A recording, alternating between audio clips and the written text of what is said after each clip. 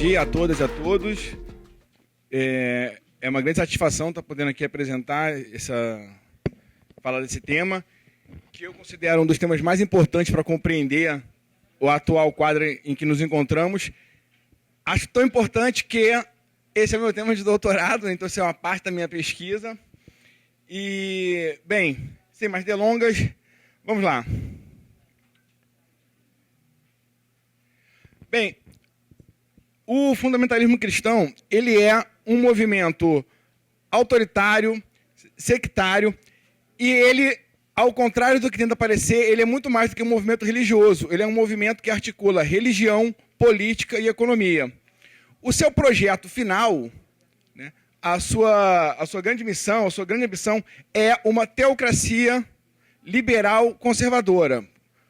Como assim?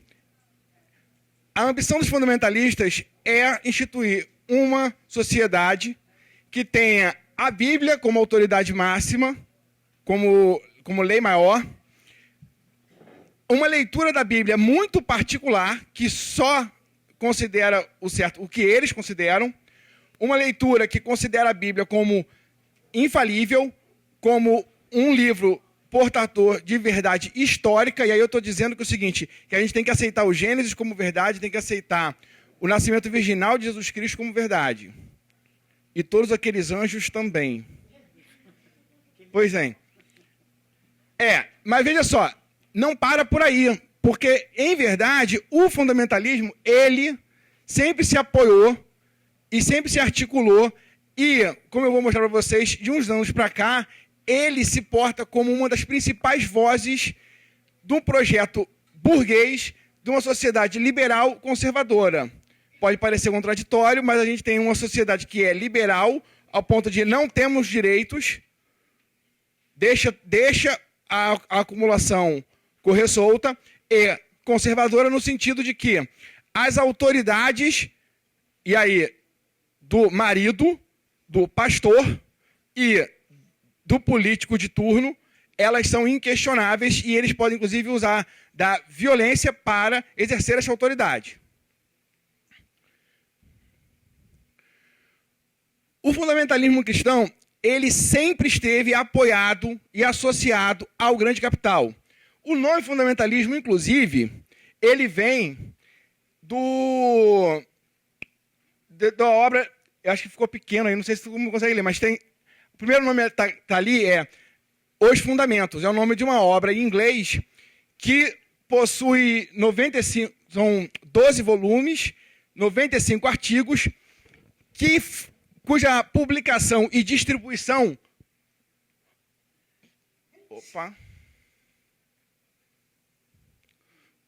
Cuja publicação e distribuição, presta atenção, para o mundo inteiro, foi bancada por dois magnatas do petróleo que eram batistas fundamentalistas. O fundamentalismo, ele surge de um grupo que estava na cúpula de algumas igrejas igrejas evangélicas tradicionais, especificamente batistas e presbiterianos. E aí eles fizeram o seguinte, olha,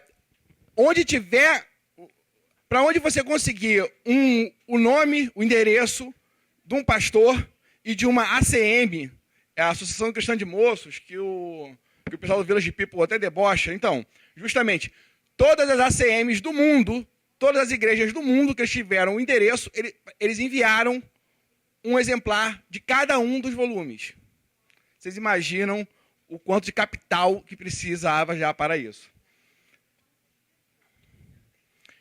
Bem, como sempre esteve articulado as agendas do grande capital, logicamente eles foram contrários ao estado de bem-estar social. E aí,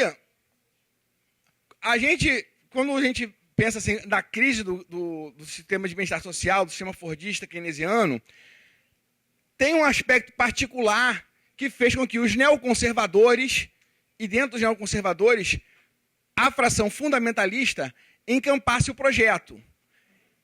E aí ele dialoga muito com a agenda do presidente do seminário, que é o quê? Que é o controle sobre as mulheres. Por quê? Para os conservadores, em geral, havia um problema que era a autonomia que esses programas estavam dando para as mulheres. A gente não tem muita dificuldade de lembrar, de entender isso, porque no Brasil, o fato de que as mulheres que eram as detentoras, eram e são, né, as detentoras do cartão do Bolsa Família, isso gera ruído, por quê? Porque isso dá autonomia, alguma autonomia, para as mulheres. E aí, veja só, essa autonomia, embora a gente possa questionar o tamanho, para os conservadores isso já é demais. E para os fundamentalistas, além disso, os programas de assistência social estavam desviando as mulheres do seu dever sagrado, qual seja, procriar e obedecer aos maridos. E, bem, como é que se deu esse processo, né? Como é que o fundamentalismo se tornou esse fenômeno de massas? Aqui a gente tem uma linha histórica de algumas medidas que foram apresentadas que geraram muito desconforto entre os conservadores e especialmente entre os fundamentalistas. Eu coloquei aqui, e destacado, a gente pode ver que é o seguinte, que não se tratava de uma questão de um presidente ou outro, de um parlamentar ou outro, de um juiz ou outro. Era uma questão sistêmica. A gente tem aqui a Suprema Corte dos Estados Unidos dizendo que a leitura da Bíblia nas escolas públicas é inconstitucional. Depois, a gente tem o Executivo e o Congresso bancando o fim da discriminação por raça. Aí a Suprema Corte também vai entrar a favor da questão da ligação do aborto. Mas o fato é o seguinte, essas duas primeiras medidas, né, que foi a proibição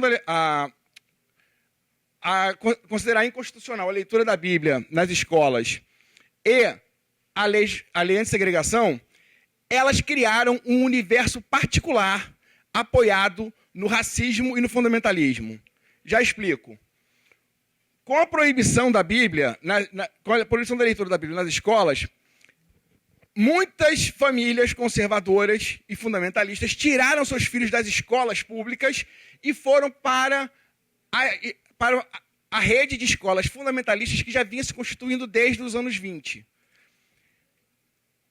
Aí, quando a segregação racial foi proibida, conservadores e racistas que não fossem fundamentalistas acabaram buscando o quê? Refúgio justamente naquelas escolas fundamentalistas. Então, criou um universo particular apoiado nisso, no racismo e no ensino fundamentalista. Em 78, o governo do presidente Carter, todas as críticas que a gente pode ter ao governo Carter, o fato é, ele foi um presidente que estava engajado nas pautas de direitos humanos. E aí, ele tomou uma iniciativa que foi o seguinte, não faz sentido a gente continuar financiando instituições de ensino que segregam. E aí, veja só, isso não tem a ver com a questão religiosa. Isso é uma questão econômica. Ele quebrou as pernas financeiras dessa bolha racista e fundamentalista. Em todos esses momentos, os fundamentalistas foram às ruas protestar. Mas a grita, em 78, contra a medida do Carter, foi tão grande que o Carter recuou. O Carter desistiu da proposta. Como que fundamentalistas e conservadores, neoconservadores, seculares leram isso? Os fundamentalistas têm muita força.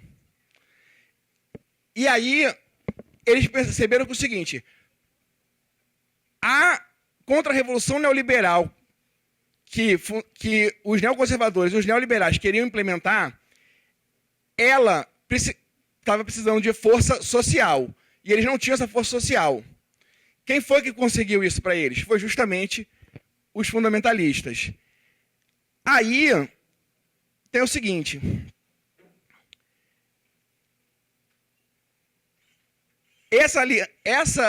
Nesse momento, os fundamentalistas conseguiram não só fazer aliança com os neoconservadores, eles conseguiram fazer uma aliança e ser hegemônicos nessa aliança, uma aliança que congregou todo o campo religioso conservador. E aí eu estou falando de evangélicos não pentecostais, evangélicos pentecostais, adventistas, mórmons, testemunhas de Jeová, católicos e até judeus. Então, eles conseguiram estabelecer a hegemonia sobre esse campo, e aí agora eles tinham força social para ser a base que, como a gente bem sabe, essas propostas neoliberais, elas não têm muito, elas por si só não têm muito amparo social, né? Elas não conseguem ter lastro eleitoral. Mas agora eles tinham. E aí o que acontece? Eles conseguiram ser a ponta de lança do pensamento de direita, porque, inclusive, eles, embora tivessem entrado de cabeça na eleição do Carter, do Reagan, embora tivessem apoiado o governo Reagan, eles nunca se intimidaram, nunca deixaram de fazer críticas à direita. Eles eram um grupo que considerava que o governo Reagan era pouco à direita. Inclusive, qual era uma das coisas que eles queriam? Era acabar com o sistema público de educação. Que, olha só, agora foi sendo entregue, essa pauta foi entregue agora pelo Trump, que já deu a ordem para acabar com o Departamento de Educação. Qual era também a outra questão? Acabar com qualquer política pública de saúde. Por quê? Porque, por um lado, eles entendem que as políticas públicas de saúde elas são pautadas elas são pautadas na ciência, e isso desafia as ideias fundamentalistas deles. Por outro, planejamento familiar é uma coisa que eles não querem, né? Agora, o que realmente possibilitou que os fundamentalistas ganhassem massa não foram as suas teses entre seus originários. Por quê? Porque, embora hoje a gente tenha certa dificuldade de distinguir um pentecostal de um fundamentalista, a verdade é que, quando os dois surgiram, eles eram antagônicos. Inclusive, os fundamentalistas odiavam os pentecostais. Como eu falei, os fundamentalistas surgem nas cúpulas das igrejas tradicionais e sempre teve o apoio do capital. Por outro lado, os pentecostais, não. Eles eram uma religião, um grupo de religiosos estava à margem da estrutura. Eles eram inclusivos, porque a base dos crentes pentecostais ela era formada de trabalhadores, principalmente os mais pobres, negros, e as mulheres tinham muita autonomia dentro do movimento pentecostal. E o que acontece? O pentecostalismo ele é o movimento mais forte no cristianismo desde a Reforma Protestante. Porque justamente ele conseguiu avançar sobre todo o cristianismo, inclusive a Igreja Católica. Quando eles se tornaram um fenômeno que invadiu até as igrejas evangélicas tradicionais, que tiveram que aceitar as correntes renovadas e carismáticas, o que aconteceu foi que os fundamentalistas começaram a ter acesso a esse novo público. E aí eles tiveram o quê? Base social para implementar, para apoiar a contra-revolução neoliberal. Aí aqui, como eu já falei, da aliança. Nesse momento também, ao longo dos anos 70, surge a teologia do domínio, que vai ser a teologia que vai unificar pentecostais vai unificar pentecostais e fundamentalistas. O que reza essa teologia? Que o mundo está dividido, o mundo é palco de uma grande disputa entre as forças demoníacas, no caso nós, versus as forças religiosas. Os cristãos puros e quase santos versus todo mundo que não acha que houve Gênesis, que houve Adão e Eva, etc. e tal. Então, qual é a missão, então, que esses cristãos superiores, com muitas aspas, qual é a missão deles? Ocupar todos os espaços de poder. Poder no sentido real e simbólico. Por quê? Porque, na verdade, a missão deles é preparar a terra para uma segunda vinda do Messias. Acredito que todo mundo já viu essa pichação, pelo menos aqui no Rio. Isso é um símbolo muito... isso é bem simbólico do que os pentecostais, do que os fundamentalistas pregam. A Bíblia está acima da Constituição. Essa é a tese. E aí o que acontece? A gente teve, né, no primeiro momento, um neoliberalismo que se apresentava bonitinho, né, tirava direitos, mas criava ações afirmativas para mulheres, para negros, pensava no meio ambiente. Depois de 2008, acabou o almoço que vai virar um inferno, e aí eles fizeram o seguinte, ó, além de não ter direitos, vamos liberar o discurso racista, vamos liberar o discurso machista, meio ambiente só atrapalha, e a Bíblia é uma coisa muito importante, tem que estar acima da Constituição. Já falei. Quanto pior, melhor. Por isso que os fundamentalistas foram tão contra a vacinação, tão contra as medidas de isolamento na pandemia. E aí, assim, passando aqui rapidamente a questão do fundamentalismo no Brasil, a gente tem ações deles, principalmente na evangelização de indígenas, um movimento forte de oração nas escolas. Eles já fazem isso de forma na marra e tentam, inclusive, legalizar essas práticas. A gente tem um movimento, e aí vocês conhecem isso muito, né? Tem muito mais autoridade para falar isso aqui dentro do que eu, que é o movimento dos fundamentalistas contra o acesso ao uso do aborto legal, a prática do aborto, mesmo nos casos em que é legalizado, né? A gente teve a questão da Damares. Bem, todo mundo lembra. Nós temos a relação deles com a segurança pública. Isso aqui é o símbolo da Universal nas forças de polícia. Não, parece, mas não é isso não. É Universal e forças policiais. Isso aqui, ó, é tudo agente da Polícia Militar de São Paulo num culto na Igreja Universal. O que olha só, é super comum os pátios da Universal estarem tomados de carros da polícia. Aqui só para ter uma dimensão assim do compromisso deles com a contra-revolução aqui no Brasil. Estou acabando. O golpe nunca passou. A gente sabe que pedalada fiscal sempre foi uma historinha. Mas mesmo assumindo que era uma historinha, pedalada, crime de responsabilidade, crédito suplementar e qualquer coisa parecida com isso, somando tudo, deu 45 falas naquele trágico domingo que o Cunha aprovou o impeachment na Câmara. Por outro lado, só Deus já foi mais. E família foi 3 vezes mais. E, bem, aí para concluir, o que acontece? Eu tenho... aí é o seguinte, era uma coisa que eu queria falar no começo, mas assim, o Leandro Conder, num livro Introdução ao Fascismo, ele falou uma frase muito boa. Ele falou o seguinte: não é por eu odiá-lo com todas as minhas forças que eu vou deixar de entender que o fascismo é um dos fenômenos mais importantes do século XX.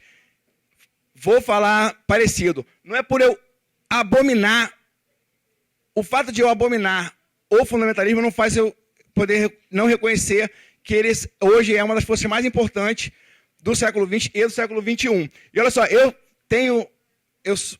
faço esse trabalho sujo que alguém tem que fazer, eu estou sempre no site desses caras. Olha só, o apoio irrestrito ao Estado de Israel é uma constante. É uma constante. E aí é isso, inclusive, que justifica o tal do sionismo cristão, porque eles falam que é o seguinte, olha, o Estado, a vinda de Jesus, a segunda vinda do Messias, só vai acontecer quando os judeus estiverem em Jerusalém. Por isso, todo o apoio deles à questão. E, salvo engano, esse é o último slide, justamente porque, inclusive, assim, o fundamentalismo é a favor de Israel, é a favor do genocídio em Gaza. E eu quero terminar, não com um obrigado, mas com um Palestina livre.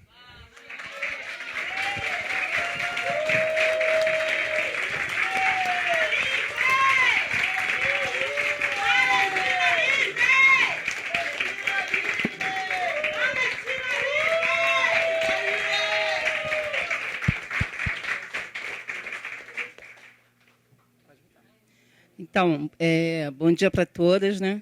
E todos.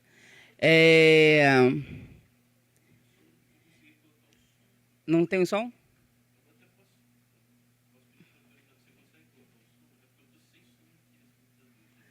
Mas aí não vai dar para passar o vídeo. Cara, quer trocar?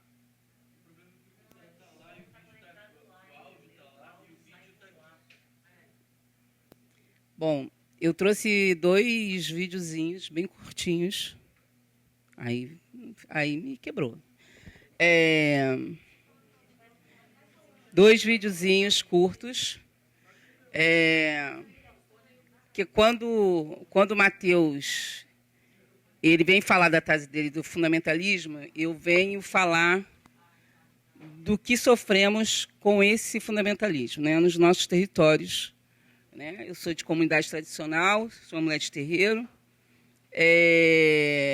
Então, esses 2 vídeos. Então, esse daí, passa pelo menos aí para as pessoas verem. Ah, tá chegando? Uma tentativa. Bota o som para sair. Uma coisa de cada vez, eu não sei onde está saindo o som.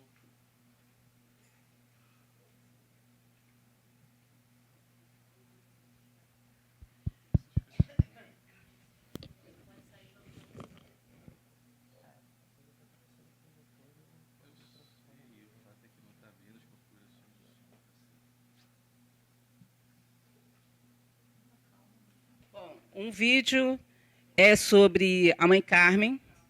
Né? Esse vídeo é de 2017. Mãe Carmen, aqui no Rio de Janeiro, ela foi obrigada a quebrar todos os sagrados dela, né? Isso a mando do Exército de Jesus, né? Que é denominado Exército de Jesus, que são traficantes que se denominam Exército de Jesus, porque esse fundamentalismo apresentado pela Igreja Universal aqui de Mateus, não, apresentado na sua defesa, na sua tese, eles se aliam, né, são totalmente aliados a um segmento do tráfico, lava dinheiro do tráfico e fazem isso conosco nos nossos territórios. Então, Mãe Carmen não está nem no Brasil, né, porque a fé ela é subjetiva, cada um tem a sua fé ou não tem fé, o Estado é laico, mas, principalmente para nós, que somos de comunidade tradicional, de matrizes africanas, tem outras religiões também que sofrem intolerâncias e racismo religioso aqui no Brasil, mas matrizes africanas somos nós que mais sofremos, com todo o fundamentalismo, com todos esses processos que são acordados espuriamente dentro dessa sociedade brasileira. Bom, e o outro caso, o outro vídeo, é da... Esqueci o nome dela, meu Deus. Depois eu vou lembrar. Isso já tem 10... A Cailane. Tem 10 anos, tá? Por estar andando de branco, como eu estou, como nós estamos, nas ruas, perto da casa dela, na Penha, numa área que é controlada, que é dita hoje como o Complexo de Israel, comandada pelo Peixão. Ela foi atingida com uma pedra que, ao final da matéria, aparece o tamanho da pedra. Tá? Então, assim, são 2 exemplos de processo de intolerância. Tem números, mas eu queria trazer mais esses para mostrar para vocês. Na época, ela tinha 11 anos. Bom, indo para o lado da Universal, né, indo para o lado da Universal, não, porque eu também peguei. A Universal, como ele começou a falar na fala dele, adotou um programa que iniciou em 2018 no governo do desgoverno Bolsonaro. Esse programa, que eu trouxe a foto também, de 2018 para cá, estão sistematicamente, só esse ano, já tiveram mais de 70 encontros na cidade de São Paulo, que é governada por Tarcísio, que não chamou Conferência das Mulheres no Estado. E também, no Estado de São Paulo, no Dia das Mulheres, cada um deles receberam uma Bíblia. E depois teve um momento de reflexão. Todos os estados, 24 estados, participam desse programa da Universal, que eles entram com a história de que é um programa de... É como se fosse um programa de apoio espiritual. Só que nós sabemos que isso é historinha para a gente poder contar. Que, na verdade, a gente está vendo todo esse processo de organização que está sendo feita por Estado. Eles se apropriaram hoje do Parlamento, do Legislativo, do Executivo, tem perna em todos esses lugares, e desde 2018 começaram a entrar também nas entremanhas da questão das corporações. Bom, a maior força da polícia que participa desses encontros em todos os estados é o BOP, que é a organização da polícia que vai para os áreas de confronto. Não é à toa que dentro dos territórios e favelas e periferia, quem chega lá é o BOP. E quem está lá é povo preto, povo pobre, povo favelado. Bom, esse fundamentalismo, né, prega o ódio às mulheres, né, e as religiões de matriz africana, a maioria que está à frente dos terreiros são mulheres e tem um segmento também, né, de LGBTQIA+. Então, nós vamos ver, e são povos que estão o tempo todo o quê? Nos processos de resistência. Então, aí a gente vai ver, 2023, menos de um mês do Dia Nacional da Mulher Negra Latino-Americana e Caribenha, nós tivemos o assassinato de Mãe Bernadette dentro do quilombo de Pitangueiras, de Pitangas, lá na Bahia, em Simões Filho. Foram mais de 20 tiros na face da mãe Bernadette. Né? Aí, eu moro na cidade de Nova Iguaçu, a 35 quilômetros daqui. 2020, junho de 2020, teve o terreiro, a tenda do Pai Joaquim queimada. Não botei foto, mas foi em 2023, eu fui lá, botei máscara e fui lá do apoio, que é perto da onde eu moro. Agora, março desse ano, o terreiro da Mãe Neiva, também na cidade de Nova Iguaçu, que é o território onde eu moro, também foi queimado e está em processo. 2020, a polícia foi lá fazer a investigação no terreiro de Pai Joaquim e disse que não tinha indícios de que tinha havido um processo de intolerância religiosa. E eu fui lá, quebraram o muro por trás, entraram, queimaram, só ficou intacto a casa de Exu. Bom, a casa da Mãe Neiva, também numa região. E aí, pasme, Nova Iguaçu, saiu uma pesquisa esse ano, é aqui no estado do Rio de Janeiro considerada a cidade mais evangélica do Rio de Janeiro. Aí, pasmem também, Nova Iguaçu tem 8 anos que não entra uma mulher na Câmara de Vereadores de Nova Iguaçu. Lá, nós tínhamos 11 cadeiras até a legislatura passada. Brigamos, fizemos uma movimentação para ir para 23 cadeiras. As 23 cadeiras foram todas acordadas pelo presidente na época da Câmara, que hoje é prefeito da cidade, chamado do Reina. Fizeram um acordão e, pasme, aumentamos de 11 para 23, e mais nenhuma mulher eleita, nem da direita, nem da esquerda. Tem uma. Uma. Você anda em territórios na cidade com grafias de Jesus desse tamanho, no comércio, salmos, nos muros, nos finais de semana, nos cruzamentos, aonde tem concentração de mercado, de comércio, ou que vai passar muitos veículos, aonde passa, principalmente Via Láctea e tal. Né? Isso eu estou falando do meu território, que eu resido, que eu ando. Né? Então, eles fazem buzine para Jesus, ame Jesus, Jesus salva. Nova Iguaçu é cercado, tem como é que fala? Uma montanha que é chamada Serra do Vulcão, que pega Nova Iguaçu inteiro.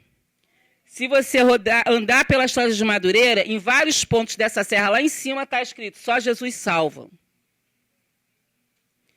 Bom, você entra, anda nos hortifrutis, em alguns mercados, farmácias, que todo dia surge uma farmácia naquele lugar.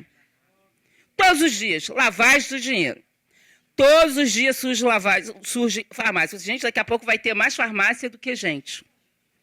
Né? Gente para comprar remédio. Todos os dias. Né? E determinados pontos centrais que você entra, você vê farmácias que funcionam 24 horas, que também faz o monitoramento. Para começar aí, concluindo aqui no raciocínio, né, nós vamos vendo também as mudanças no lugar, né, que é a questão que antes você não via o tráfico e hoje você vê o tráfico funcionando. A outra coisa também é a questão de como tem a questão do ensino religioso, que aqui no Rio de Janeiro ele é adotado. Você vai vendo onde a maioria hoje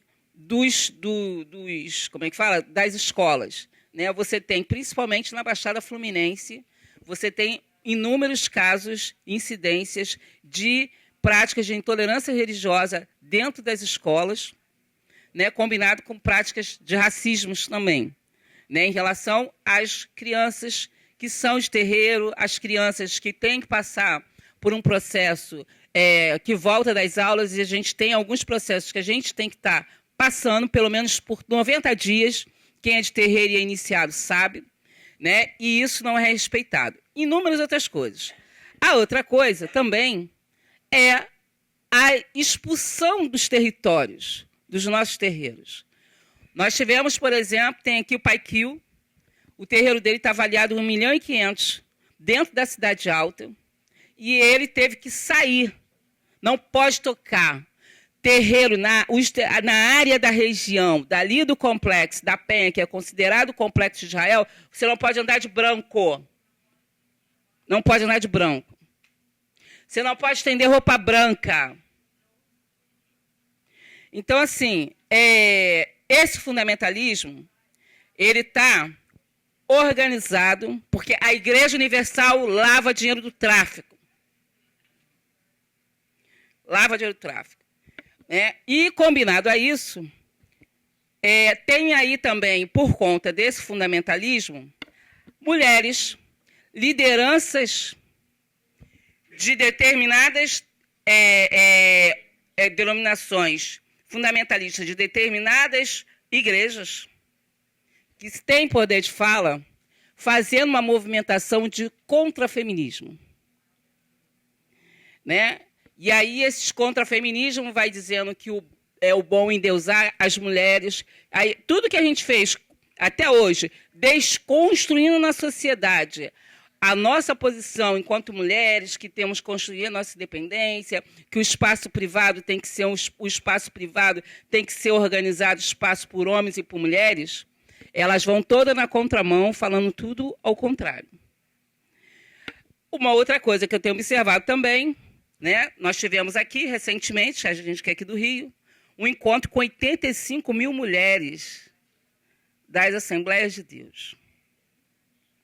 Nós tivemos aqui, todo ano, nós tivemos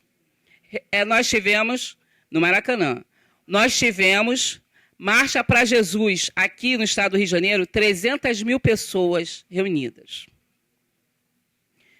Bom, enfim, não é para, como é que fala? Para desesperançar, mas mas é para dizer que a gente precisa, como foi falado na mesa da manhã, pensar as nossas processos de construções coletivas, de reinventos para poder superar. Porque 2026 está bem pertinho, né? 2026 está bem pertinho. Porque, ao mesmo tempo, e é uma coisa que a gente vem discutindo, principalmente dentro do movimento negro, que você está dentro do território, o Estado vem e te mata, mas você vende o voto para essa mesma pessoa que te manda te matar. Né? Então, a gente precisa repensar as nossas movimentações, porque está difícil. Os territórios, está difícil ficar neles, está difícil fazer as coisas. Né? A gente anda assim com muito medo, porque dá medo, principalmente nós mulheres, em determinada idade, por exemplo, eu só ando sozinha.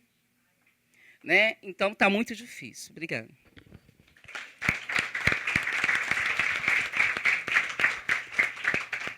Obrigada, Adriana. Bom, acho que o vídeo não deu, mas acho que depois, se der, a gente tenta. Bom, como a mesa é sobre violência, militarismo, ilicitudes, fundamentalismo religioso, acho que a Adriana já trouxe aí essa questão bastante forte também da violência, né, e das ilicitudes que eles cometem. E como são as pessoas mais vulneráveis, racializadas, pobres, que são afetadas. Então, agora eu vou chamar a Regine Schonenberg, que é cientista política, diretora da Fundação Heinrich Böll, e estuda, né, principalmente o crime organizado na Amazônia, para trazer esse tema para a gente.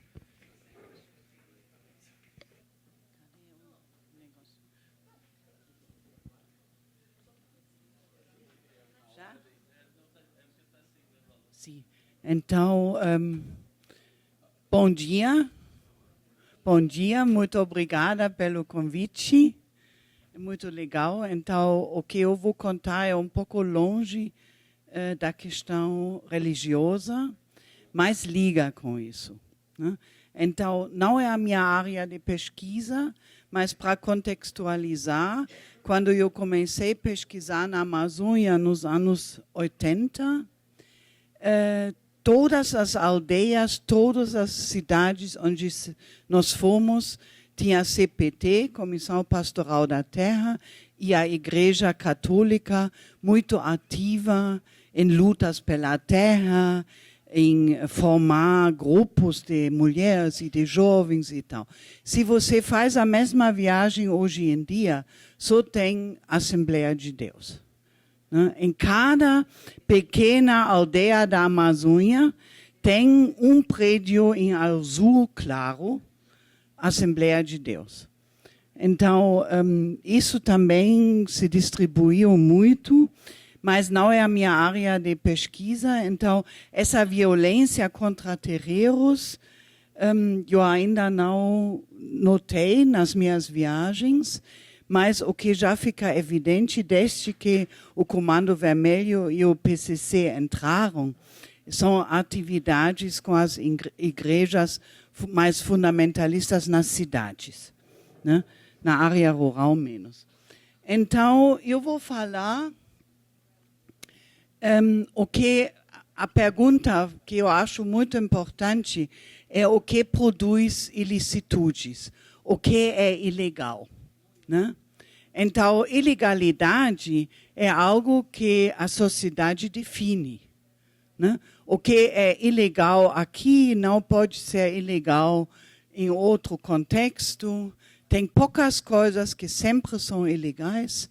Né? Por exemplo, o tráfico de drogas é sempre ilegal, mas se você tira uma árvore ilegalmente na Amazônia e manda ele para a Europa através de um porto totalmente oficial, Depois que entrou o árvore, não é mais ilegal, não é cocaína. Ele passa normalmente. Né? Então, tem todas essas coisas da definição. Então, o que eu acho importante é ver o que é no fundo dessas ilegalidades, ilicitudes, e eu vou me concentrar na Amazônia. Então, o que observamos atualmente? O nosso ponto de partida. Uma coexistência da governança criminosa e estatal, um tipo de governança híbrida em áreas periféricas urbanas e rurais, onde tanto o Estado quanto as organizações criminosas compartilham legitimidade. Daí o PCC e o Comando Vermelho e milícias, com o apoio de grupos menores locais, competem pelo controle de regiões de expansão urbana, bem como na Amazônia rural. É por novos mercados ilícitos de exploração, entre eles, normalmente ambientais, desmatamento, garimpo ilegal, etc. O cenário de governança criminosa cria sistemas paralelos de justiça e controle social amplamente baseada na coerção, no medo e também na cooperação entre facções para o controle territorial.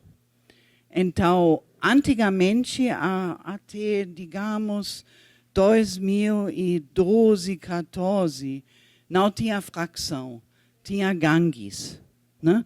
Então, gangues como Bonde dos 13 no Acre, ou Família do Norte, que já é mais organizada, mas tinha nada como facção que realmente compete com o Estado e infiltra o Estado. Daí, o que produz e amplia essas ilicitudes, essa governança criminosa? A fonte principal no Brasil e, porém, também na Amazônia é a falta de regulação da propriedade de terra, que levou numa infinita luta pela terra, pelos recursos nessa terra e abaixo dela, pela forma de viver acima dela. Então, independente do que se trata de um conflito de propriedade, para poder obter um crédito, ou se você é indígena e quer viver um certo estilo de vida em cima, ou quilombola, né? É sempre a razão do conflito, no fundo, na Amazônia, é terra. E a passagem, a transição do uso da terra e dos recursos informais para tipos de formalidade de uso que não convém com o estilo de vida amazônico, é a fonte principal, a raiz do problema. Então, o que temos? Temos no nível local, temos os donos da terra, temos até hoje uma lógica patrimonial, que também liga bem com essas ideologias da igreja, né? A lógica patrimonial, e a impunidade. Então, a impunidade é fortemente enraizada no sistema jurídico local, porque os processos, por exemplo, eu não sei se vocês lembram, no final dos anos 80 tinha um massacre em Eldorado do Carajás. Os mais velhos lembram, né? Mas os mais novos não. E esse processo, eu acho que isso foi 89, se eu recordo certo, ainda não está terminado, né? Então, eles arrastam os processos décadas. E isso leva à impunidade. No nível nacional, a dominância do agronegócio na política, né? É uma raiz, porque com essa dominância em todos os, seja no nível estadual, seja no nível nacional, você nunca vai poder avançar, né? Eles vão bloquear tudo como nós sabemos. Daí, no nível internacional, é um pouco mais abstrato, mas é ruim também, são as taxonomias e normas limitando acesso aos mercados, né? Quer dizer, você define que a castanha do Pará, que é uma fonte fundamental de sobrevivência do povo da floresta, só pode ter um certo percentagem de brumário. E se ultrapassa essa percentagem, não pode mais entrar nos mercados, né? Ou legislações que definem a higiene da produção do mel, né? Então, com essas legislações e taxonomias, que tudo vem do nível global, né? ISO-norms e essas coisas, né? Isso levou à criminalização de uma economia local. Condutores agravados, e os fintechs, né, que temos hoje em dia, para lavagem de dinheiro. Isso possibilita que você mesmo pode morar numa árvore com uma antena até o Starlink e pode lavar dinheiro lá em cima, né? Porque os fintechs possibilitam isso.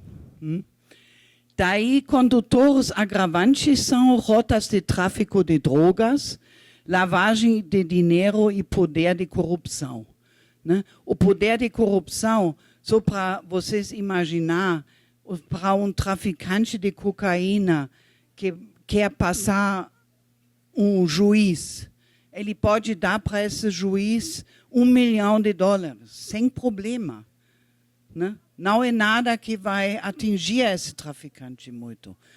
Ele tem tanto dinheiro que o poder de corrupção é muito forte. Daí o garimpo ilegal, que também lava dinheiro, e muita violência de gênero em volta dos garimpos, né? O garimpo é o lugar para a mulher mais violenta possível. Daí, grandes projetos e projetos de transição energética. Tem muitos projetos, a Fundação trabalha sobre isso também. Tem muitos projetos de transição eólica, né, que acontecem em terras não reguladas que pertencem a quilombos. A quem pertence essa terra e quem perde? Então, é importante saber como essa base se traduz na política. 81% das propriedades têm menos do que 50 hectares, ocupando apenas 12,8% da terra. São os pequenos. 0,3% tem mais do que 2.500 hectares, ocupando 32,8%. Daí já se vê a concentração. 50% da terra está nas mãos de 1% da população. Isso são 51 mil propriedades. Concentram 47,6% da produção agropecuária. É muito, né? É muito. As propriedades rurais dos 513 deputados federais somam 43.900 hectares. As propriedades rurais dos 81 senadores somam 107.800 hectares. Então, a política em Brasília não decide as coisas por ideologia, mas por interesses reais, né? Eles articulam os seus interesses na frente parlamentar da agropecuária. E aqui temos um gancho de novo com a discussão do fundamentalismo religioso, porque eles muitas vezes votam em conjunto com a bancada fundamentalista. 947 mil mulheres gerenciam uma propriedade rural. São 19%, faz 30 milhões de hectares. Eu fiquei surpresa, porque na Amazônia, normalmente, as mulheres nem ganham a terra se o marido morre, né? Então, eu achava até que é muito, né? Eu estava mais pessimista quando eu procurei o número. Mas só 12% das terras no Brasil pertencem às mulheres, muitas com menos do que 5 hectares. Homens são responsáveis por 81 das propriedades e 87 das terras. Então, são relações muito claras, né, como é a situação. As violências. Daí, na base desses conflitos de terra, tem as violências. E nas violências cooperam muitos atores que têm meios de ser violentos, né? É o crime organizado, mas é a polícia também, são pessoas que regulam os seus conflitos com arma. Então, em 2024, temos mais do que 35 mil homicídios dolosos. Isso é um número que baixou. Porém, os grupos criminosos controlam a violência letal dos territórios. As polícias civil e militar mataram mais do que 17 pessoas por dia. Faz 6.243 mortes no ano passado pela polícia. Também um número que baixou. Agora, o que aumentou? 1.492 femicídios registrados, aumentou. 12 defensores do meio ambiente assassinatos. Com isso, o Brasil fica no 4º lugar mundial com defensores do meio ambiente assassinatos e 211 indígenas assassinatos e 922 crianças indígenas falecendo de fome e doenças evitáveis. Esses últimos números subiram. Isso são violências, estou quase terminando, são violências estruturais que são a base desse medo e dessa forma de ilicitudes que se distribuem nas sociedades lá. Resumindo, a interdependência entre a concentração de terra, política e crime organizado se caracteriza por vínculos complexos e recíprocos, onde o controle territorial serve tanto para negócios ilegais como para influência política. O domínio da terra, especialmente em regiões com presença estatal fraca ou ausente, quer dizer na Amazônia, permite que grupos criminosos controlam atividades legítimas e ilícitas, incluindo extração ilegal e transporte de mercadorias, como madeira, ouro, drogas e armas. Os grupos criminosos funcionam como atores políticos locais, estabelecendo relações clientelistas, controle coercitivo e uso de violência. Daí, principalmente o Comando Vermelho e o PCC tomam lugar e território. Bom, isso tudo eu já falei. A aliança entre poder armado e atores políticos molda territórios marcados por violência, fragmentação social e governança paralela, gerando um ambiente onde legalidade e ilegalidade se misturam. Então, isso é, por exemplo, se nós pensamos no discurso das políticas climáticas de adaptação, isso são as regiões onde os políticos falam que vão implementar projetos de adaptação, de mitigação, né? Daí eu quero saber como, né? Eles vão negociar com o PCC se eles podem colocar créditos de carbono, como vai funcionar, né? Então, isso é a situação na Amazônia. E sinto muito que eu não tenho suficiente conhecimento de ligar isso agora com a questão pentecostal, né? Muito obrigada.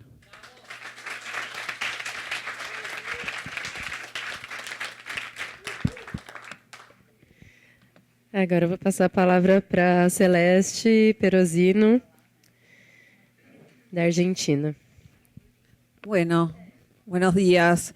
¿Se escucha? Sí, está prendido. Bien.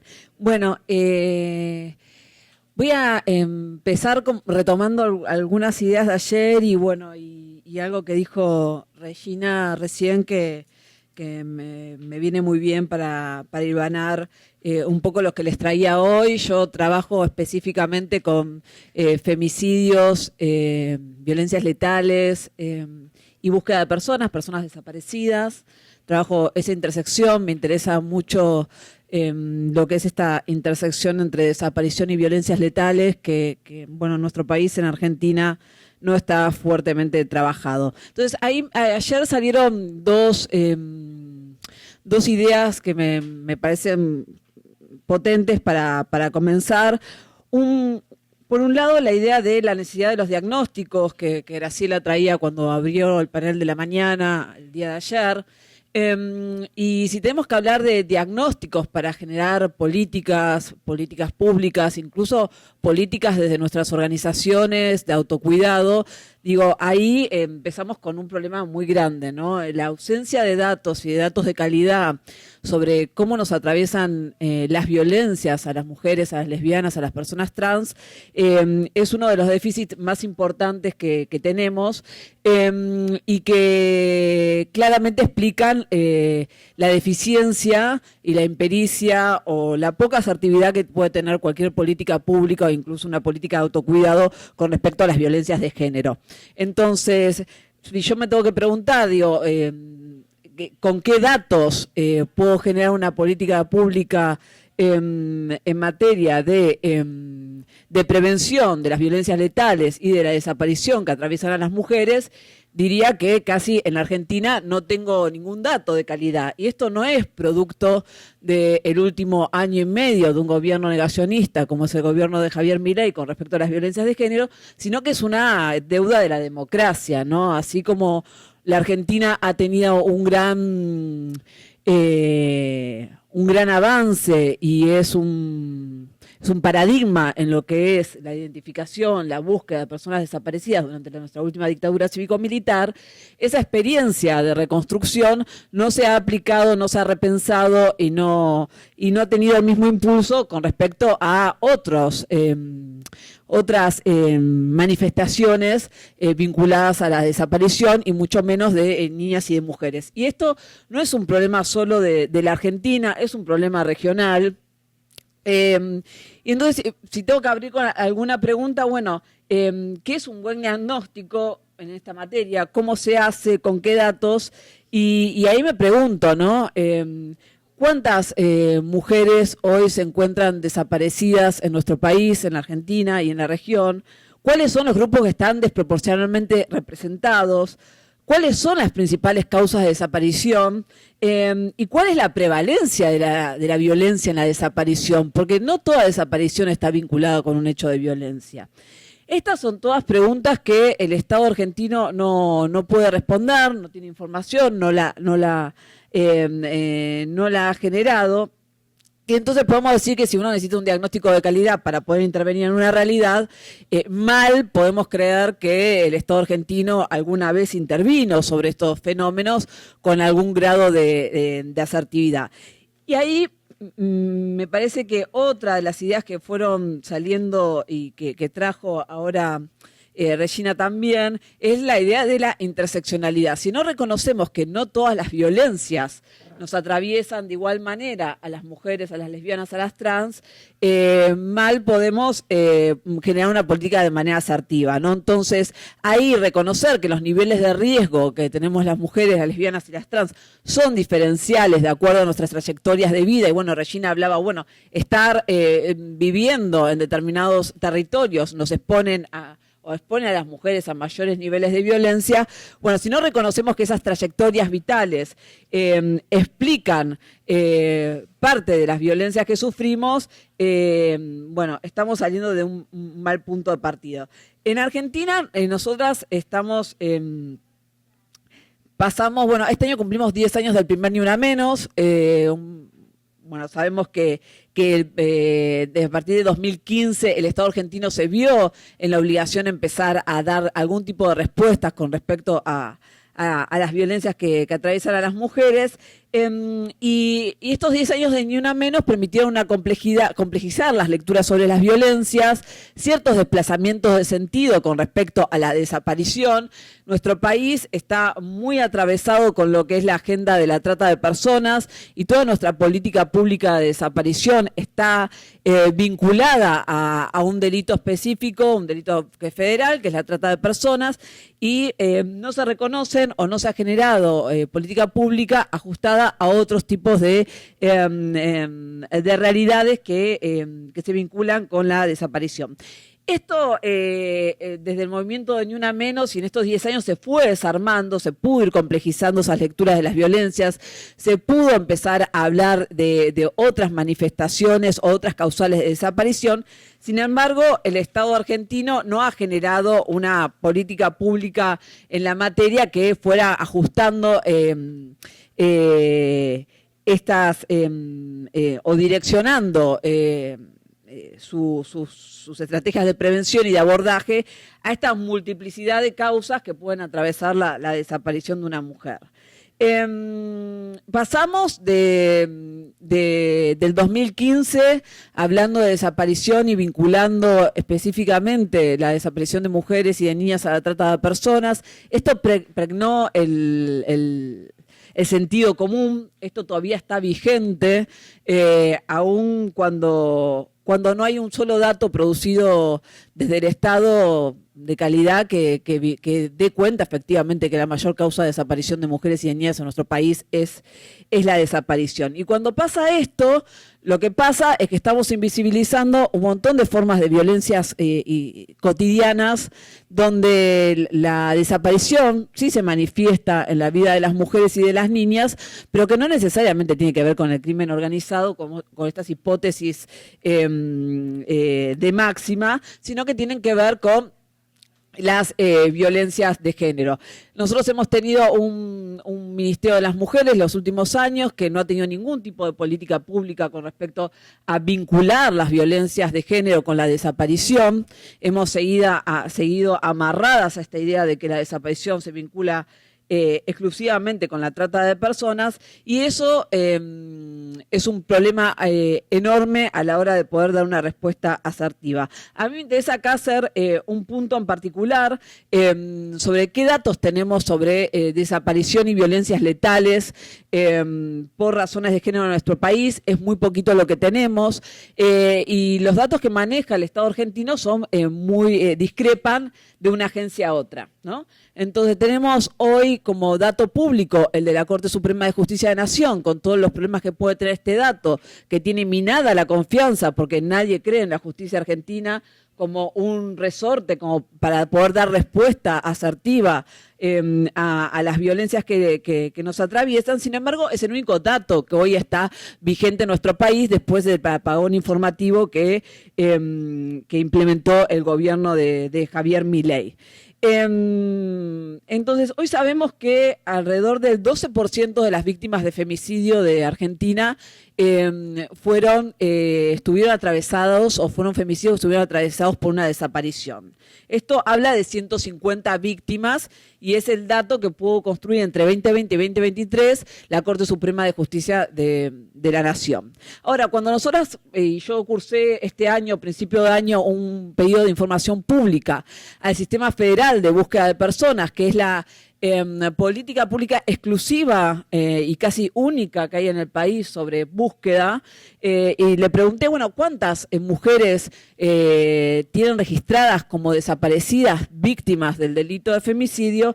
Lo que me respondió el CIFEBU depende del Ministerio de Seguridad, y ya que que la principal política de búsqueda de personas esté anclada en el Ministerio de Seguridad, nos da cuenta de cuál es la mirada que se tiene, ¿no?, sobre el fenómeno y qué lecturas se pueden hacer y qué lecturas no se pueden hacer de esos datos.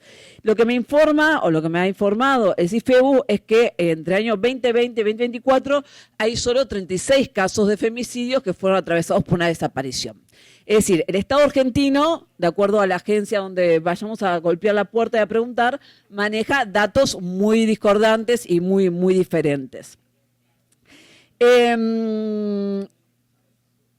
Esto, por un lado, nos tiene que permitir, o nos tendría que llevar a preguntarnos entonces, digamos, cuáles son o cómo hacer una estrategia para poder ampliar el ángulo, mejorar por un lado la calidad informativa, pero por otro lado empezar a ampliar el ángulo por el cual se miran o se analizan la violencia de género y la desaparición. Y decía que esto es un problema regional porque ni siquiera no hay organismos ni internacionales ni hay ningún otro tipo de resorte institucional o de la asociación civil que esté trabajando fuertemente en generar estos hilos, estas sinergias, ¿no? Pareciera que las políticas de violencias de género van por un lado y las políticas de búsqueda de personas van por otro.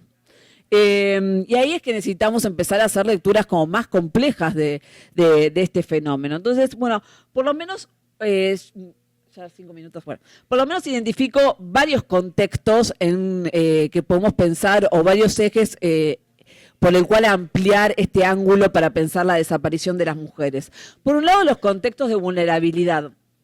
Un contexto de vulnerabilidad puede llevar a una mujer a desaparecer. Esto estamos hablando de salud mental, consumo problemático. Ese es un eje que se considera, o por lo menos la bibliografía internacional da cuenta de que buena parte de las desapariciones se pueden explicar por esas razones. Nosotros en Argentina no tenemos un dato generado sobre esto. Otro de los ejes a explorar es, bueno, las mujeres también desaparecen como una forma, como una estrategia para alejarse de contextos violentos. Pasa, y esto yo vengo haciendo hace 2 años una investigación con entrevistas a fiscales, que, bueno, mujeres que son denunciadas como desaparecidas, bueno, son localizadas y piden no volver a tener contacto con aquel que las denunció como desaparecidas, porque es una estrategia para salir de contextos domésticos de mucha violencia, ¿no?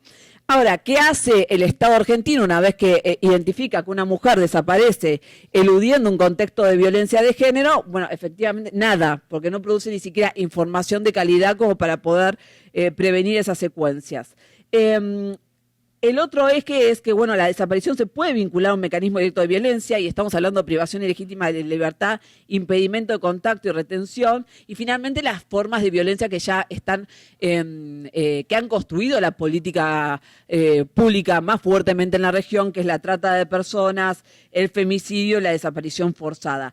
Quiero hacer un punto, yo no me queda mucho más tiempo, pero quiero hacer un punto con respecto a que no hay encuestas de prevalencia que registren la desaparición como una forma de violencia de género. Muchas de las mujeres que sufren violencia de género sufren eventos de desaparición, como es el impedimento de contacto con el afuera, con sus familias, la retención de sus pasaportes, la retención de su DNI para que no puedan circular. Han estado impedidas del contacto con sus entornos más inmediatos. Y estas formas de violencias cotidianas y de desapariciones cotidianas que sufren las mujeres no están siendo relevados ni sistematizados a nivel regional, ¿no? Porque si uno ve cuáles son los manuales de producción estadística de datos de violencia de género, van a ver que la desaparición ahí no aparece, y menos estas formas de desaparición que yo creo que son parte de las violencias cotidianas que viven las mujeres. ¿Cómo se explica un poquito esto de no poder vincular las violencias o no poder las vincular con las violencias cotidianas que sufren las mujeres a la desaparición, por un lado, y los enumero para cerrar? La desaparición se vincula o se la piensa sobre todo en vínculo con contextos agudos, ¿no? Desaparición forzada, trata de personas, criminalidad organizada, y estas hipótesis que nos ponen por acá las agendas internacionales nos hacen perder de vista estas violencias que vemos, que vivimos más a diario. Por el otro lado, es el hecho de que la mayor parte de las denuncias de desaparición se resuelven en poquito tiempo, ¿no? En 48, 72 horas. Esto hace que se le baje un poco la complejidad o los niveles de alerta a esta problemática, ¿no? Es decir, si aparecen rápidos pareciera que no hubiera pasado nada, ¿no? Sin embargo, cuando las mujeres aparecen o las niñas aparecen en 48, 72 horas, el Estado no genera información sobre por qué estuvieron desaparecidas, qué pasó durante esas 48, 72 horas. Así que no sabemos, digamos, ahí si no estamos enmascarando situaciones de violencia. Por el otro lado, la mirada policial del fenómeno. Decía un poquito cuando empecé, por un lado, las políticas públicas en Argentina sobre búsqueda de personas están ancladas en el Ministerio de Seguridad, y la puerta de acceso a la búsqueda de una persona es una denuncia policial. Entonces, ahí ya tenemos un problema muy grande acerca de qué lecturas se realizan sobre esos datos, y además tenemos un sistema federal de búsqueda de personas que no tiene acceso a la totalidad de las denuncias de desaparición, sino que solo tiene acceso a aquellos casos donde se le da intervención directa por parte de una fiscalía. Entonces, imagínense la calidad informativa que tiene el Sistema Federal de Búsqueda de la Argentina, ¿no? Es casi nulo. Y por el otro lado, ¿cómo se clasifican las desapariciones? Cuando vemos cómo el Estado argentino clasifica las desapariciones, vemos que aparece de manera recurrente problemas con la familia, problemas con el colegio, problemas con la pareja, problemas sentimentales, conflictos familiares. Atrás de todas esas categorías y de cómo el Estado clasifica estos hechos, nos podemos dar cuenta rápidamente, y no hay que ser especialista, en que se pueden estar enmascarando un montón de situaciones de violencia. Entonces, un poco la apuesta que traigo es a empezar a ampliar los ángulos con los cuales pensamos la desaparición de las niñas y de las mujeres, dejar de pensar la desaparición vinculada a contextos agudos y a estas imágenes prefabricadas. En Argentina, cada vez que desaparece una mujer o un niño o una niña, estamos hablando de mega bandas de trata de personas, cuando sabemos que la mayor parte de las violencias que sufren las mujeres y los niños son dentro de sus hogares. El lugar más riesgoso para una mujer, para una niña, es su propio hogar. Entonces tenemos que empezar a pensar también que la desaparición se puede explicar en base a estas violencias cotidianas. Muchas gracias.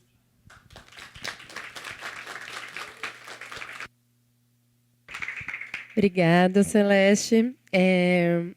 Então, agora a gente já está 15 minutos atrasado para o almoço. Acho que a proposta tem que ser, novamente, isso. Só quem levantou a mão agora são já 1, 2, 3, 4, 5... E tem que ser 1 minuto cada, e aqui as respostas vão ter que ser 3 minutinhos, senão a gente vai ficar com menos de 1 hora para o almoço. Ah, é. Vamos então, primeiro quem não falou, né?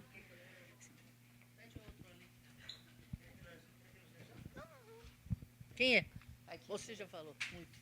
Já, a Tereza fala.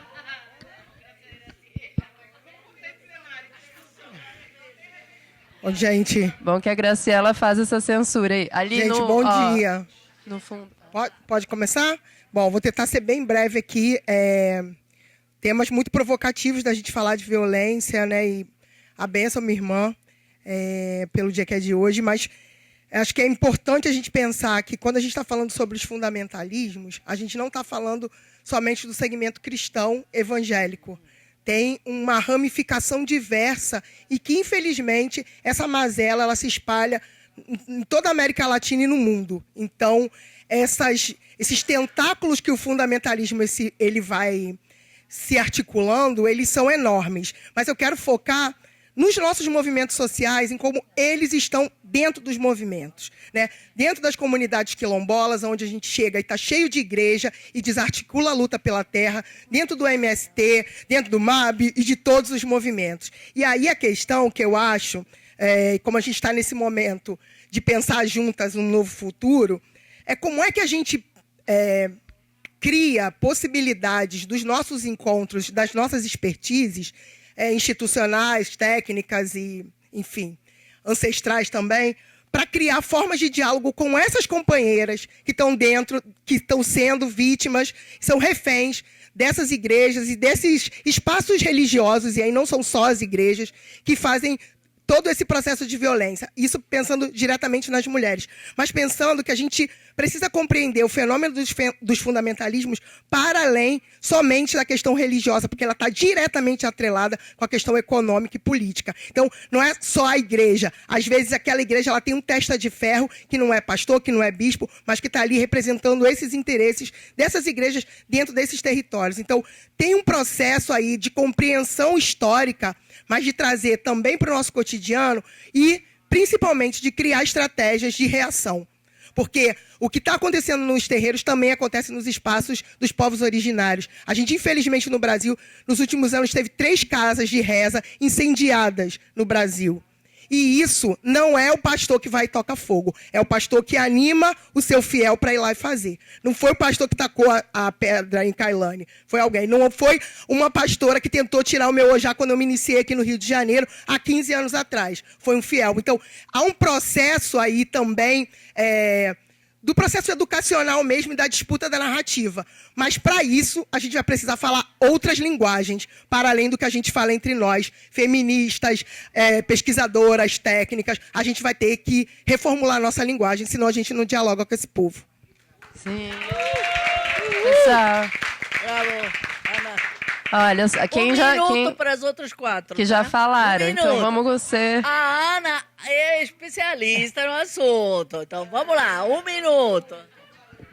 Pronto, Vou como pedir, a Ana já vou falou pedir para metade do quem que eu ia falar ficar falar. de pé, que ela quer tirar as fotos. Ana E já ser falou bem rápido. metade do que eu ia falar, porque essa coisa do estar junto, né? E principalmente quando a gente fala do campo da educação, cada vez mais a gente está... E aí, para não sair totalmente desarmada e desesperada dessa mesa, é a ideia da construção das redes, né? Das redes, e quando a gente fala de economia feminista, a gente está dizendo isso, a gente está colocando o contraponto, mas essa questão da linguagem, gente, eu vou dizer para vocês, enquanto educadora, é fundamental. Se nós não estivermos junto com, ouvindo a todos, todas e todes, para a gente saber como é que a gente vai falar, mas não é falar para, é interagir com, é estar junto. Então, e ao mesmo tempo disso, também construir pontes, né? Eu costumo dizer na campanha que eu sou construtora de pontes, articuladora nata, porque assim, eu não saio daqui hoje sem conversar com pelo menos 10 para construir pontes com a educação. E eu acho que esse pode dar um pouquinho de esperança para a gente aqui e sair um pouco mais animada depois dessa mesa. Tanta energia que tem a Tereza. Vamos lá. Então, gente, um informe. No Recife, agora em setembro, foi aprovado o PL 205/24, que institui, vejam o nome, Polícia de Combate à Intolerância Religiosa no Ambiente Escolar. É uma legislação que permite que os estudantes possam professar a sua fé, praticar religião nos intervalos, orar, rezar e tal, né? E aí, lembrando que, para nós mulheres, o fundamentalismo religioso, especialmente nesse contexto, é, de novo, uma estratégia de nos empurrar de volta para o casamento heterossexual, para a maternidade obrigatória, para dentro de casa, né? Isso é uma questão. A outra questão é queria fazer uma relação entre racismo religioso e racismo ambiental. Quem é de axé sabe que sem folha não tem orixá, não é verdade? Então, a manutenção da cultura afro-brasileira, em especial as religiões de matriz africana, que, na verdade, foram responsáveis pela sobrevivência do povo negro até hoje, pelo menos no Brasil, sobrevivência física, inclusive. A gente só está aqui por conta disso, né? Ela está sendo, obviamente, ameaçada por esses processos de injustiça socioambiental, né? Pelas queimadas, pelo racismo ambiental, pela devastação ambiental. E quem está sofrendo as consequências negativas, de novo, são as mulheres. Né? São as mulheres porque são elas as principais lideranças, não são o ambiente de terreiro, os espaços das religiões de matriz africana são espaços plurais, mistos, acolhem todo mundo, mas são, sobretudo, sustentados por mulheres. Né? Então, são essas as mulheres que estão sendo, que sustentam esses territórios ancestrais que estão sendo aí material e simbolicamente atingidas negativamente, né? Obrigado, Rivane. Ótimo. Fiquem em pé para falar, para ela poder tirar também foto poderosa de vocês, falando no microfone. Eu quero saudar a mesa mais uma vez. Muito obrigada aí. Saudar a nossa companheira Adriana. E dizer assim, tem muitos anos, né, que o feminismo brasileiro e latino-americano vem falando sobre violência, militarismo, fundamentalismo religioso, as ilicitudes, né? A gente tem feito diálogos aqui, já fizemos assim, alguns diálogos profundos, né?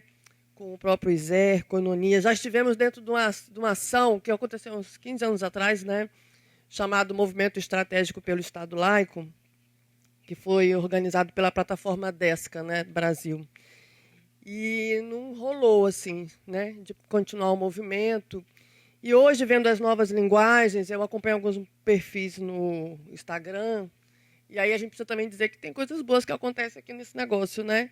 Tem alguns perfis de desconstrução de narrativa mesmo, né? Com foco em cima do povo aí, da religiosidade, sobretudo fazendo essa degravação da, como é que é o nome? Disfunção cognitiva, não esqueça aquele nome lá, com os evangélicos. Mas eu fico me perguntando, que a gente também já viu lá atrás em algumas rodas e refletindo, que esse esquema todo, o fundamentalismo religioso, é como se fosse o amálgama dessa ordem econômica, societária, ancorada no fascismo, né? Ele vem, é como se fosse ali é a matriz mesmo da subjetividade, da conformação disso. E a gente também vê que as igrejas são pequenas igrejas e grandes negócios, né? Então elas fazem um arranjo de cuidado nos territórios, né? E eu fico pensando também que eu acho que nessa reunião, para nós, o desafio é de colocar também na nossa narrativa que a gente precisa, os movimentos feministas, as redes feministas, os pequenos coletivos de mulheres, na minha avaliação e do meu movimento, são a força viva para fazer o enfrentamento às igrejas. Nós não seremos aquelas que vamos abrir igrejas nos nossos territórios, mas a gente constitui coletivo de mulheres para conversar, para ancorar, para segurar a mão da companheira que está sofrendo o risco de feminicídio, da adolescente violentada dentro da família, para os casos, né, de interrupção voluntária e necessária de gravidez. Somos nós essas. Mas aí eu quero falar mesmo aqui que, por exemplo, está difícil, gente, sustentar uma militância política de cesta básica. Sabe? O enxoval da criança. É isso que acontece nos territórios, sabe? É sustentar também um salão da manicure. Eu tenho uma parceria com a minha manicure, porque ela é um SOS de mulher lá. Então, eu fico perguntando assim também, em que nível que a gente conversa com as estruturas do poder do nosso governo sobre essas linhas de apoio que passem por fora do SICOMV, que também é para nos criminalizar. Porque é isso, é uma disputa narrativa, mas é de sobrevivência que se dá nos territórios. Eu queria dizer isso aqui porque,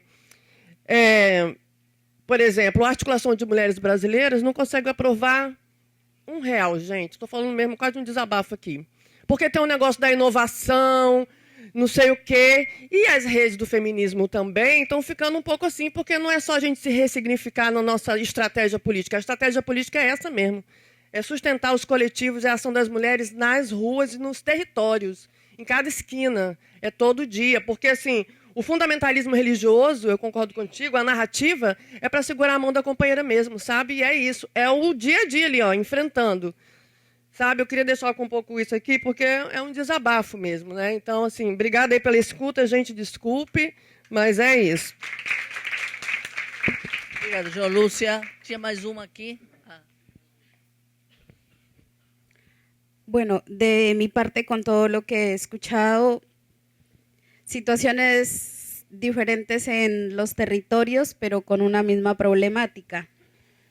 Empezando por las religiones, ¿no? En cada país, en Latinoamérica y en toda América, es una de las grandes dificultades y dominios, principalmente a toda la sociedad y principalmente a las comunidades indígenas y negras, o colombolas, como se llaman acá. En eso, en Colombia, los pueblos indígenas que más llevaron esas afectaciones fueron totalmente casi exterminados, como los muiscas, como los sionas, como los cofanes de la Amazonía colombiana. Y para nosotros, para mí como pueblo Nasa, puedo mencionar que este sombrero no es simplemente de adorno, para mí es espiritualidad, es sabiduría, son espacios. Y todo eso se ha perdido allá en esas comunidades por el cristianismo.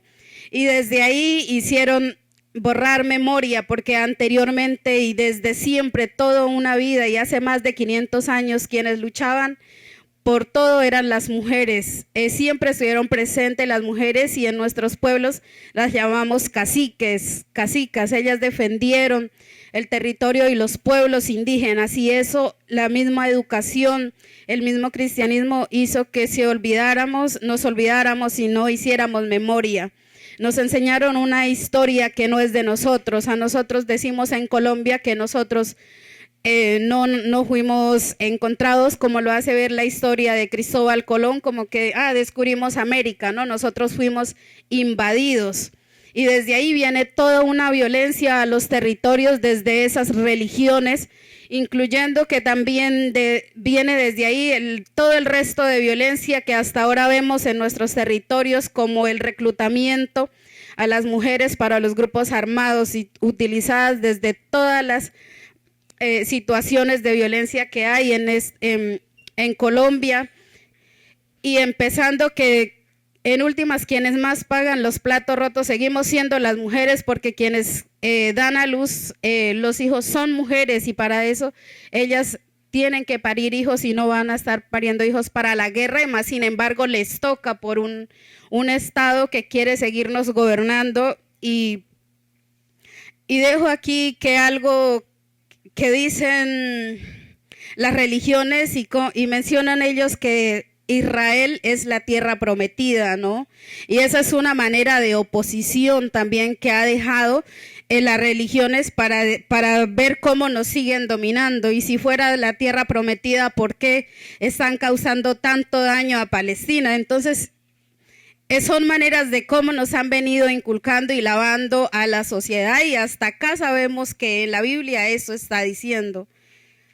De mi parte podría decir que jamás he ido a una iglesia evangélica ni católica, pero sí desde esa espiritualidad, y que sabemos que hay que vivir en equilibrio, respetarnos de unos a otros y respetar principalmente la madre tierra para poder vivir en armonía. Gracias. Gracias, Zuli.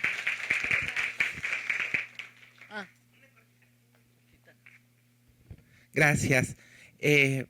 Justamente escuchando lo que hablaba la compañera de Argentina sobre la deuda que tiene también la democracia con los derechos de las mujeres en su diversidad en el Perú. Ahora estamos viviendo una dictadura, pero en la democracia tampoco nunca nos dieron bola. Tampoco nunca hablaron de nuestros derechos, nunca dijeron, bueno, vamos a pensar en políticas públicas para este grupo de personas. Entonces, ahora que estamos viviendo en esta dictadura y que la violencia nos ha recrudecido sobre nosotras. Que una mujer trans muera de 33 balazos en el centro de Lima y sea grabado y luego difundido por todos los grupos de WhatsApp es un aviso para nosotras. Nos quieren tener a regla, nos quieren tener a raya, no quieren que hablemos, no quieren que protestemos, no quieren que pidamos derechos, no quieren darnos la ley de identidad de género. Hablaba sobre el tema de los subregistros de las desapariciones, de las muertes. En el Perú, cuando muere una mujer trans, es como si hubiera muerto un señor. Y es más, la televisión luego pone, un señor vestido de mujer fue abaleado y murió a balazos.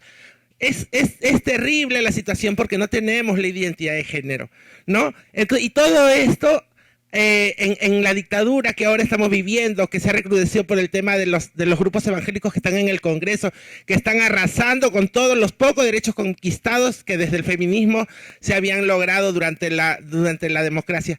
Es terrible verdaderamente lo que está sucediendo en el Perú y en toda Latinoamérica, pero mi llamado es a que unamos fuerzas. Las mujeres trans en el Perú no queremos competir con las mujeres biológicas, no queremos pelearnos. El feminismo nos inspira, estamos hermanadas por situaciones parecidas y oportunidades similares. Y no queremos, nosotras lo que queremos es sumar fuerzas con el feminismo para poder hacer resistencia mientras nos toque hacer resistencia y quizá algún día poder conquistar el poder para poder hacer los cambios que necesitamos. Gracias.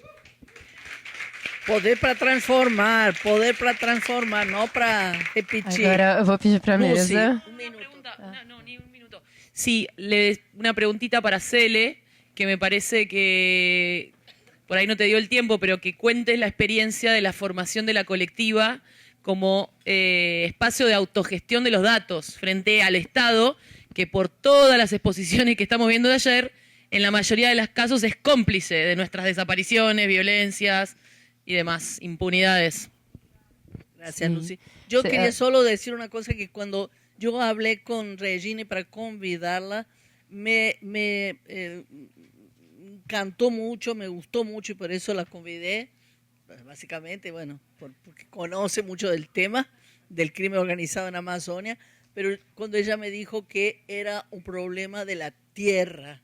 Y esto yo creo que es fundamental. Entonces quiero hacerte, no esa pregunta, sino un poco cómo reforzar ese argumento entendiendo. Cuando dijiste el número de hectáreas que tienen los senadores, eso, por ejemplo, me parece una cosa, un dato increíble, un dato fuertísimo que nos da la calidad de esa junção. No quiero me explicar más, entender más, pero bueno. Vai começar daí.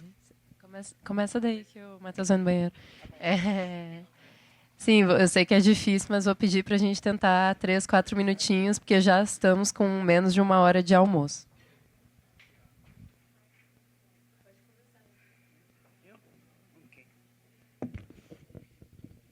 Bom, eu acho o maior desafio é de entender como as abordagens diferentes falam com a outra, né? E fazer isso sem perder em vista as especificidades, porque não é tudo igual, né? E a violência tem muito a ver com a localidade e principalmente a história do local. É isso que eu estava pensando quando você falou do desaparecimento, né? Porque historicamente foi uma tecnologia de opressão muito forte da ditadura, daí continua vivendo, né? Mesmo em outras condições. E na Amazônia também é assim, que tem estruturas bastante fortes e as outras coisas se juntam. Mas é muito importante de ver quais são as condições, quem está envolvido e para entender o que podemos fazer, né? Quer dizer, às vezes, em aldeias que eu conheço há muito tempo, agora as pessoas estão na Assembleia de Deus. Mas isso não significa que eles mudaram fundamentalmente. Eles vão na Assembleia de Deus porque é a única coisa que tem lá. Não tem uma outra estrutura, não tem um sindicato, não tem o Estado, não tem nada. daí eles vão na Assembleia de Deus. Se aparece uma outra estrutura, eles vão lá, porque precisa algo para se juntar, né? Então, é sempre bom de realmente ver o que exatamente está acontecendo e por quê. Sobre terra não vou falar mais, já falei muito sobre terra. Bueno, le contesto, cuento un poquito la experiencia de la colectiva. La colectiva tiene 10 años. Este año, gracias a las compañeras y compañeros de Tinta Limón, sacamos este libro que compendia los 10 años de experiencia en investigación de violencias letales y búsqueda de personas en Argentina. Es un espacio que creamos con otras compañeras en el año 2012, tratando de generar un primer padrón de personas desaparecidas en el país en democracia.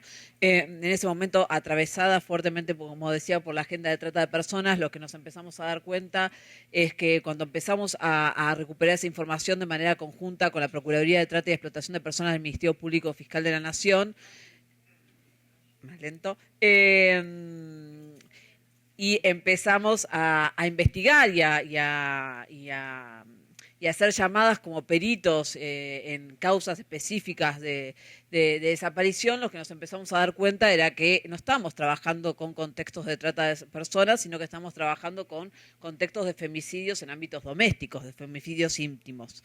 Se generó un primer padrón de personas desaparecidas, pudimos reunir esa información de manera conjunta con la Protex, esa información que ya tiene 10 años, se publicó en un informe en el año 2015, y la realidad es que después el Estado argentino no generó otros ejercicios de reunión de información y de sistematización que nos dé cuenta de hoy, a 10 años de ese primer informe que sacamos en 2015, cómo está la situación en nuestro país. Y para un poco intercambiar con la compañera de Perú, en Argentina, si bien tenemos ley de identidad de género que ya cumplió más de una década, la ley no permeó los sistemas de información de la burocracia de nuestro Estado. Entonces, nos pasa lo mismo que les pasa a ustedes en Perú. Cuando una compañera trans es víctima de una violencia letal, primero se enfrenta y su comunidad y su entorno y su familia se enfrenta a un sistema judicial que no va a reconocer ese hecho como un transfemicidio, un travesticidio, sino que por lo general quedan inscriptos como homicidios simples. Y acá hablo algo más técnico desde lo forense, cuando los cuerpos ingresan a las morgues, son tratados como vos bien decís, es como un individuo masculino de determinadas características.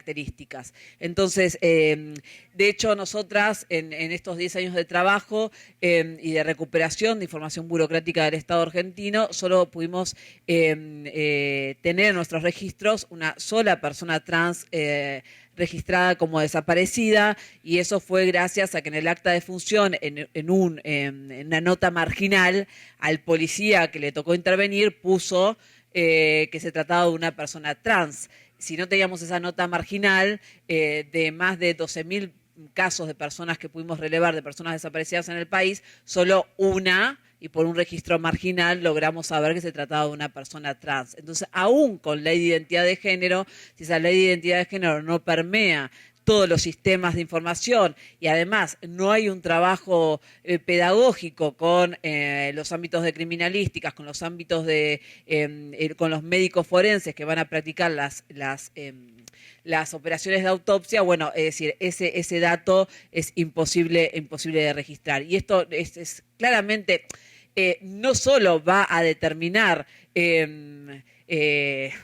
algo tan básico como garantizar el derecho a la identidad de esa persona, es decir, que se la reconozca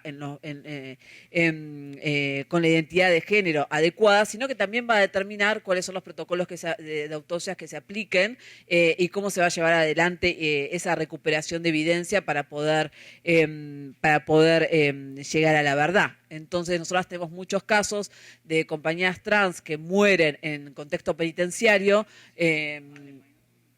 que cuando ingresan al circuito de investigación, bueno, ingresan como un masculino, se pide una autopsia de rutina y en esa autopsia de rutina se pierde un montón de información que nos puede dar cuenta de la intervención del Estado y la responsabilidad del Estado en esas muertes, ¿no?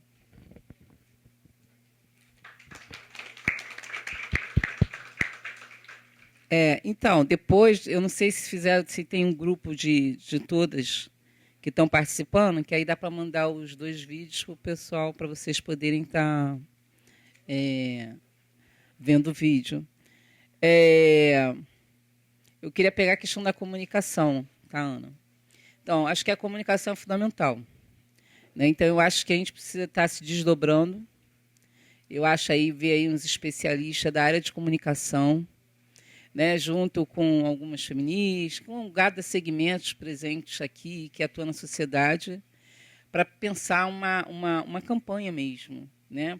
Algumas campanhas que a gente possa estar traduzindo e falando nos territórios, porque também assim cada território tem a sua forma de se comunicar, tem as suas linguagens, mas eu acho que aí é um desafio nosso aí para pensar essa comunicação. E a outra coisa é a luta, gente. Não tem outra. Entendeu? Por mais que seja a gente um pouco sem esperança, né? Mas esperança é uma coisa que eu não fico sem. A gente está pensando o tempo todo em forma de articular as lutas nos territórios, sabe? Não tem outra. Não tem outra situação. Entendeu? É isso. Obrigada pelo espaço. Bem,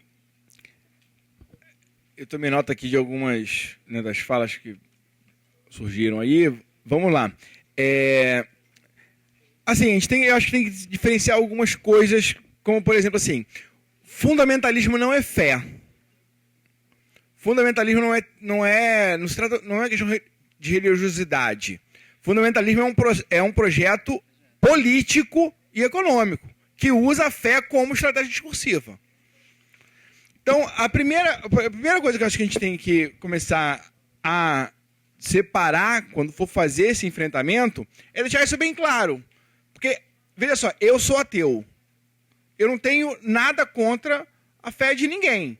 O que eu tenho contra é um projeto político que quer dizer que os alunos da minha escola vão parar no sol, em forma, e ler a Bíblia e rezar o Pai Nosso. Eu sou contra. Eu sou contra que no conselho de classe comece com uma oração. Isso, eu sou ateu, eu me sinto violentado numa situação como essa. Eu fico imaginando quem é de uma outra religião. Então, assim, a primeira coisa assim, é demarcar essa diferença. Agora, o que eu tenho percebido é que assim, o sucesso na estratégia fundamentalista que cria algumas dificuldades. E aí é o seguinte, o arquivo que eu mandei está assim, resumido, porque eu tirei um monte de coisa do arquivo, que é justamente da parte que trata da questão dos pentecostais. Porque olha só, os pentecostais, o pentecostalismo surge num caldo cultural, no mesmo caldo cultural que deu origem ao jazz. O pentecostalismo só ganhou força, e isso é uma coisa muito paradoxal, assim, mas o pentecostalismo só ganhou força por conta da ascendência negra que ele tem. É uma combinação de uma teologia de um linguajar branco, mas com toda uma expressão, uma ritualística que tem ancestralidade negra estadunidense. E foi isso que transformou o pentecostalismo num fenômeno.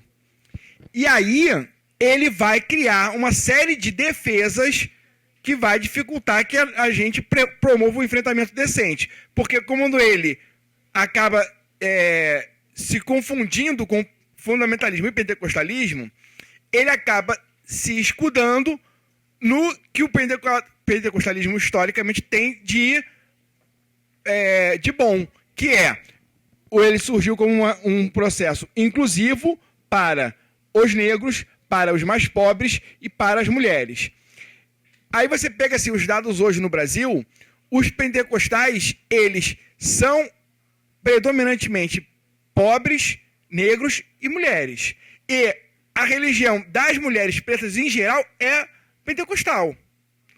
E aí, quando eles criam essa confusão, você começa a ter um problema que é o seguinte: quando eu vou atacar o fundamentalismo, opa, você está atacando, porque olha só, tem colunista que é apresentado como gente de esquerda, com grande espaço na mídia, dizendo que a gente tem que respeitar, porque o pentecostalismo, quando a gente critica o pentecostalismo, a gente está criticando as mulheres pretas. Aí ferrou.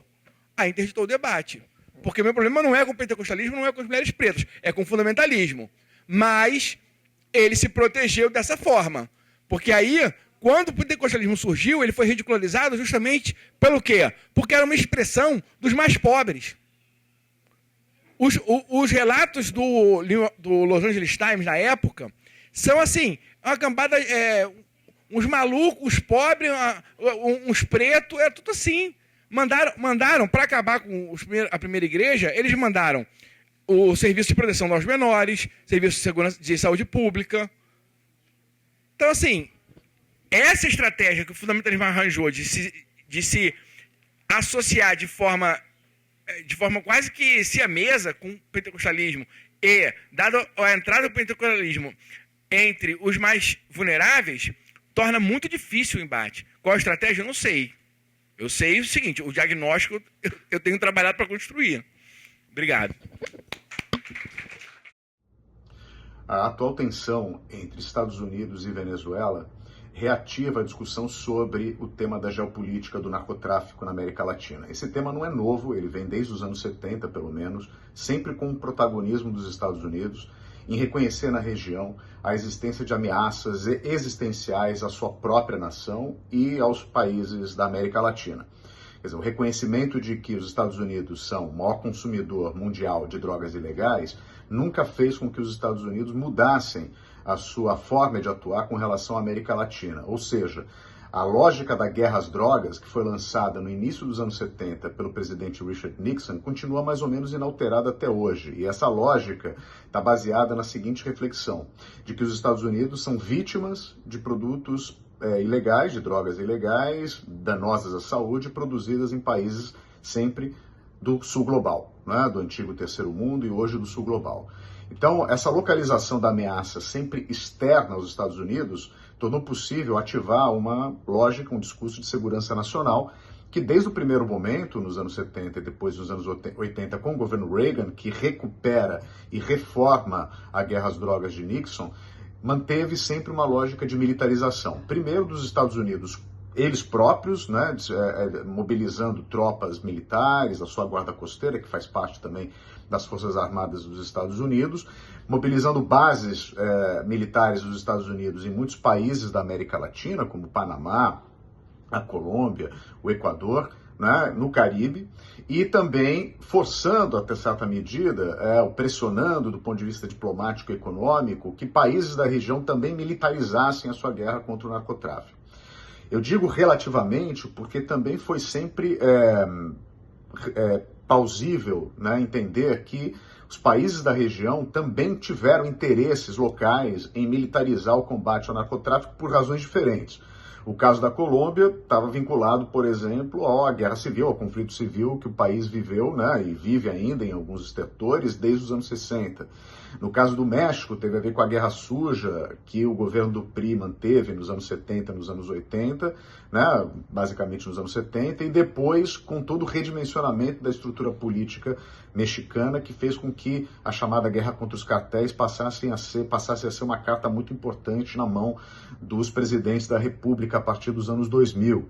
Enfim, essa lógica de militarização, para resumir, não é sempre uma imposição dos Estados Unidos, mas há um jogo de coparticipação, de co-constituição entre a pressão estadunidense e interesses das elites locais, econômicas e políticas dos países da América Latina. Claro que sempre quem está do lado perdedor dessa lógica de militarização são as populações pobres, urbanas, camponesas, né, originárias e tradicionais, como, por exemplo, os povos quilombolas que existem em muitos países da região, como na Venezuela, na Colômbia e também na América Central. Bom, enfim, essa forma de lidar com o tráfico de drogas, sempre baseada na ideia de interceptar e destruir as fontes, né, as origens da cocaína principalmente, mas não só, né, que vão para os Estados Unidos, foi reativada nesse governo Trump 2. Né? No primeiro dia de mandato, Trump já designou numa ordem executiva que grupos do México, de El Salvador e da Venezuela seriam incluídos na lista de grupos terroristas, ou seja,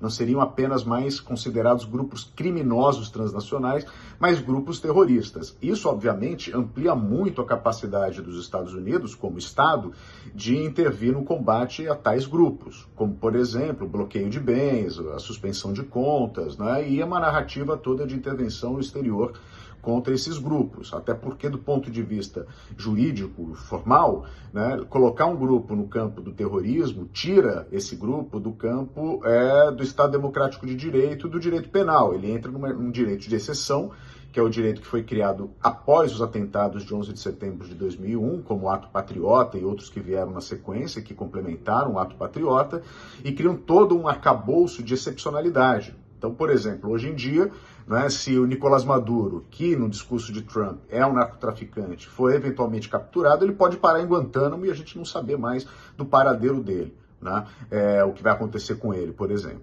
Então, essa forma de classificação é uma forma muito enfática, né, em dizer que esse crime organizado agora se transforma em narcotráfico terrorista. Né? É claro que, como toda classificação, e terrorismo talvez seja a mais evidente delas, né, o que está em jogo é uma dimensão política, né? Ou seja, a classificação ela é política. Então, dizer que determinada pessoa, determinado grupo é terrorista, né, coloca-o numa posição de alvo primordial, de alvo principal das tarefas e das políticas de segurança nacional dos Estados Unidos. Então, isso é uma coisa muito importante.